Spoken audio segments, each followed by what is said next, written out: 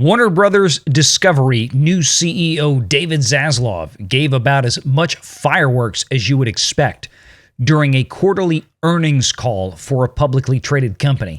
And it was nothing short of amazing. Some of the things that they talked about have been things that we have been talking about here on Valiant Renegade for over a year, talking about the respect of the theatrical window, respect for intellectual properties, especially some of the ones that Warner Brothers holds under its umbrella.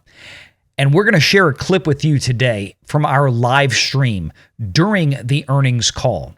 And I will tell you, this was the first, but it will not be the last time that Valiant Renegade covers a live earnings call, because this was apparently a huge hit with audiences, with over 1,700 people live in chat during this thing.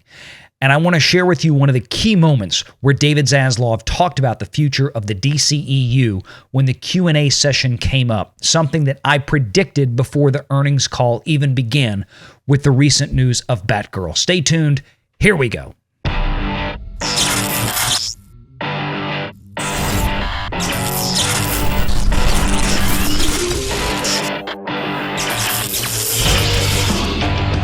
Renegade Online.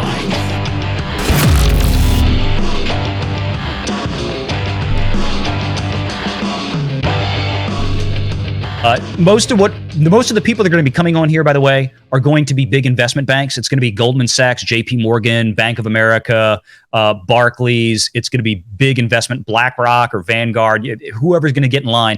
But usually the big investment firms come in first. Deutsche Bank. Deutsche Bank, another huge one. Hi, good afternoon.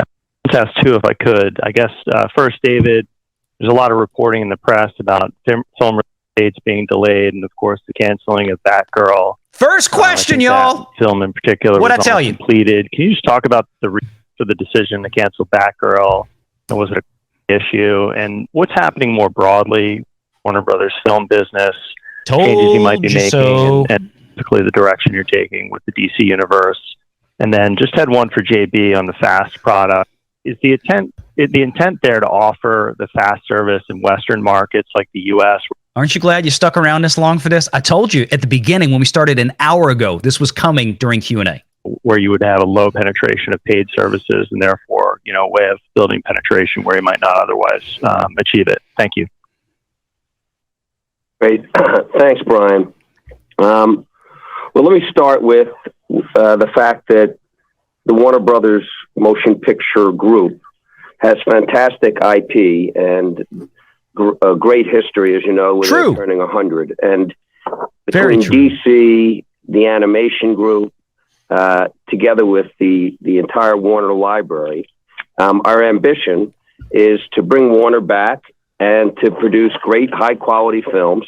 And as we look at the opportunities that we have broadly, DC is one of the top of the list for us. You look at Batman, Superman, Wonder Woman, Aquaman. These are brands that are known everywhere in the world.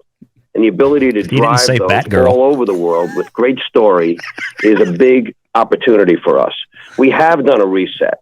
We've restructured the business where we're going to focus, where there will be a team with a 10-year plan focusing just on DC. 10 years. It's very similar to the structure that Alan Horn and Bob Iger put together very for the MCU with Kevin Feige at Disney. We think, and he just hired Alan Horn at Warner Brothers, much stronger, sustainable growth business out of DC. And as part of that, we're going to focus on quality. We're not going to release any film before it's ready. We're not going to release a film to make a quarter. We're not going to release a film the focus is going to be how do we make each of these films in general as good as possible. But DC is something that we think we could make better, and we're focused on it now. We have some great DC films coming up, Black Adam, Shazam, and Flash. And we're working on all of those. We're very excited about them. He said Flash. We think they're terrific. And he just spilled the beans on what they're doing. And that's what Mike and Pam and the team are doing and focusing on that. So they're going to save it. We've looked hard at the director streaming business. We've seen, luckily, by having access now to all the data, how director streaming movies perform. And our conclusion is that expensive direct-to-streaming movies, in terms of how people are consuming them on the platform, how often people go there or buy it, or buy a service for it, and how it gets nourished over time, is no comparison to what happens when you launch a film in the motion picture, in the theaters. And so this idea of expensive films going direct to streaming, I swear they listen to my channel. An economic case for it. We can't find an economic value for it. And so we're making a strategic shift.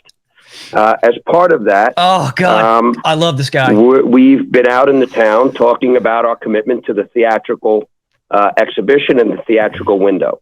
A number of movies will be launched with shorter windows.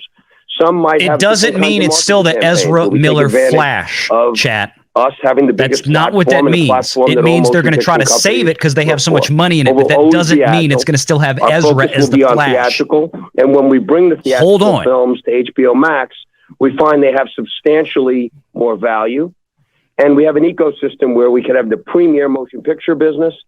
That's why most people moved to Hollywood. That's why most people got in this business, to be on the big screen when the lights went out, and that is the magic. And the economic model is much stronger. And the other thing is that we're going to focus very hard on quality. I said we're not going to launch a movie until it's ready. We're not going to launch a movie to make a quarter. And we are not going to release a movie, and we're not going to put a movie out unless we believe in it. And that's it. I mean, and particularly with DC, where we think we want to pivot and we want to elevate and we want to focus.